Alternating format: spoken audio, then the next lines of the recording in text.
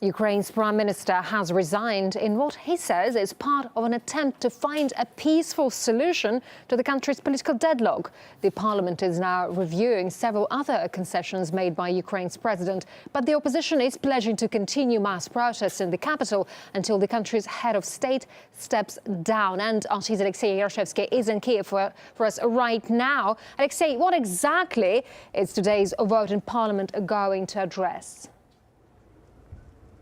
It would not be an exaggeration to say that today is the most important parliamentary session in the history of modern Ukraine, and has already started with some big news, with the country's Prime Minister Nikolai Azarov saying he is offering his resignation as a step to stop the violence, to bring the country to peace. We do know that last night the sides of the political crisis have managed to agree to abolish the controversial anti-riot legislation and also to release the prisoners, all those who were detained during the mass protests, even the so-called right-wing sector, the hardcore right-wing nationalists who are in the core of the protest. They've said also last night that they would withdraw from the governmental quarter, dismantle the barricades and retreat to the pre-January 19 position, which is the Independence Square, if a compromise between the opposition and the president is found. So all these laws, all these amendments will be voted within this parliamentary session. We're certainly following it.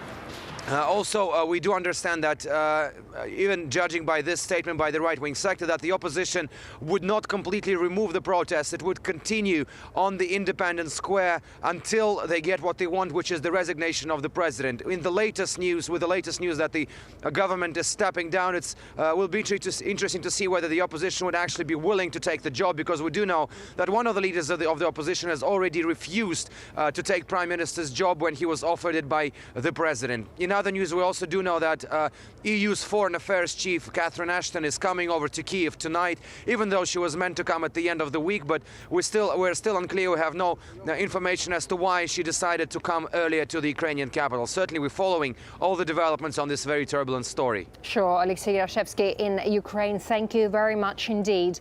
And let's now discuss the political developments in Ukraine with Ben Aris, editor and publisher of Business New Europe, who joins us now live from Moscow. Ben, thank you very much indeed for your time now. So Azarov has said that he resigns because he wants to calm down protesters, because he wants a peaceful resolution of the crisis. Do you think it will be enough?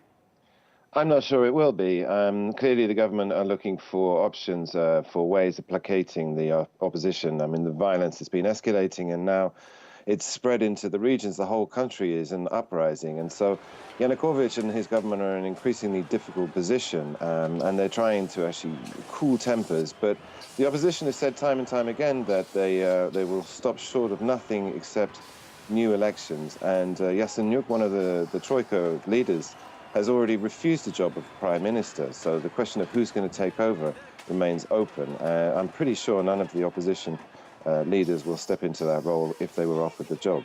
Sure, the protests in Kiev have been ongoing for more than 2 months now, with the opposition actually demand for the Prime Minister to resign. Why do you think it took him so much time to do so?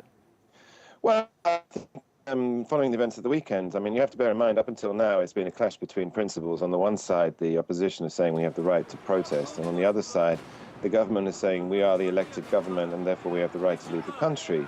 But things went to a new level at the weekend, where the opposition supporters started taking over the regional governments. I mean, it is outside now the law and outside the constitution.